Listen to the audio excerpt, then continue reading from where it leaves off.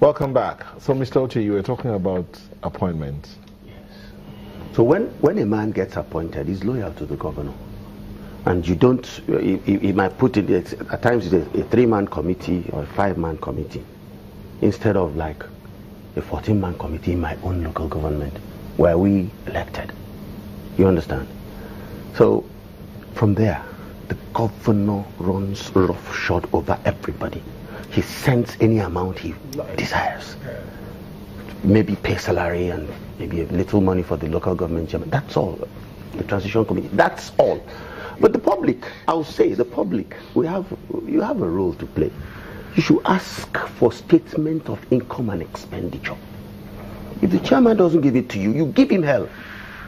That's the way you get it. It's your money. I went to General Obasanjo and said, General, people must know about what comes into their local government cells.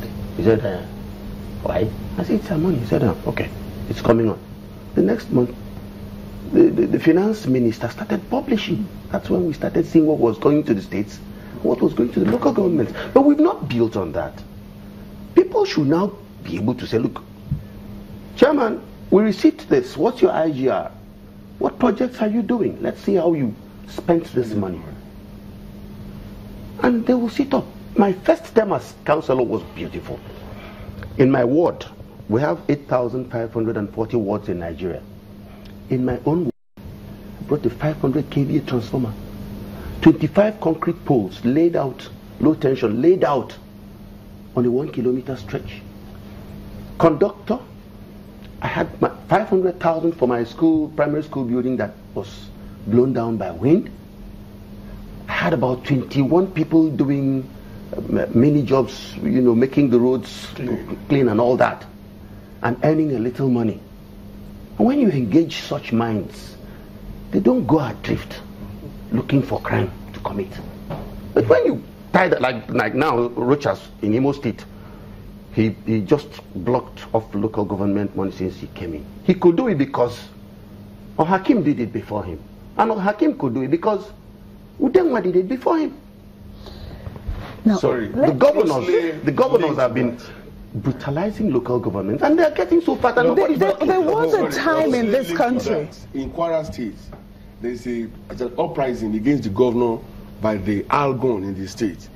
The reform from the Paris Club, they had an idea of what they were expecting. He simply threw a policy $1 billion at them, and they said no, and they won't take it. I mean, the more of this that we can have, the better for the local government. There was a time in this country when local government got the allocation directly. And then it happened that, okay, let the state government, you know, oversee what they do.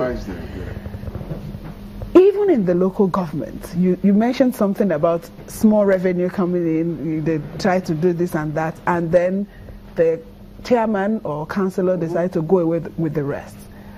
Corruption is also an issue. It's an issue, yeah. So how do we go about, we're talking about local government autonomy, people, you know, let the local government be on its own so that it can function. How do we put a hold on the corruption in local government itself?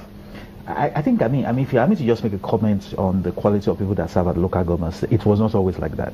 I mean, I always tell people sometimes when we describe the future in Nigeria, we should look at the history. Perhaps our history should be our future. It was not always like that. The best of us were running local governments. But what happens is that, you know, there's always this political economic interactions in Nigeria. Why are the kind of people attracted to local government system? The Nigerian Constitution says the management of motor parks and markets is in the hands of the local governments. That's why the most prominent social institutions in the Lagos State local government has been NURTW. Because there can't be NURTW without a motor park. Who owns the motor park? The local government. So that's why the NURTW must actively be involved in the selection of what becomes the chairman. Now, why NURT? That's their garage. That's where they make money from. You know, in other parts, in other professional bodies have offices outside their members' office to collect money. But in Nigeria, they collect their money in the garage. They need the permission of the local government to do that. Why? So why does that happen? Because the state governors and the state system requires these people to also be their henchmen when it's time to do mobilization, either lawfully or illegally. So you see the interaction between the packets, the parks, the campaign for election. Now, so talking about corruption, one of the beauties of democracy is that if we guarantee people get elected, if they do a wrong thing, they come back to you for votes, you don't give them votes. So as long as we have imposition, that is not going to happen. But there is no evidence to show that the local government is more corrupt than other levels of government. There is no evidence in Nigeria. However, what has become very obvious is that because the local governments, people know Nigerians don't care about that. And let me tell you what will shock you. I can imagine most of you people sit there are big boys and elites in Lagos. You have a resident association. There's a particular part of Lagos that I always joke with my friends who live there. The chairman of the ex-resident association, the first chairman they had was a doctor.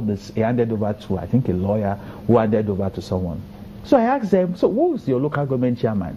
They don't know. They said, one, they don't know him, but they said he used to be a barber around the road. So if you go to our big estates, VGC, Magodo, Isheri, all those big estates, when they are doing estate election, you see the energy the people will put around is selecting the right person to be the local government chairman. To be the estate chairman. When they now want to choose the councillor for that area, we don't care, we don't vote. So what happens is we contribute to the resident association to do roads, to do security, to do that. What we have actually done is that we have created an alternative local government. And so the man that we now pay and collects 22.1% of our income. And what I tell people is that the difference between federal allocation between the federal and state is very wide. The difference between the state and local government is less than 10 points. Yeah. Because the Nigerian constitution recognizes that these are the guys doing the job. So instead of you to make your councillor to force him to do your road, you contribute money in your resident association and do the road. That's why there will likely be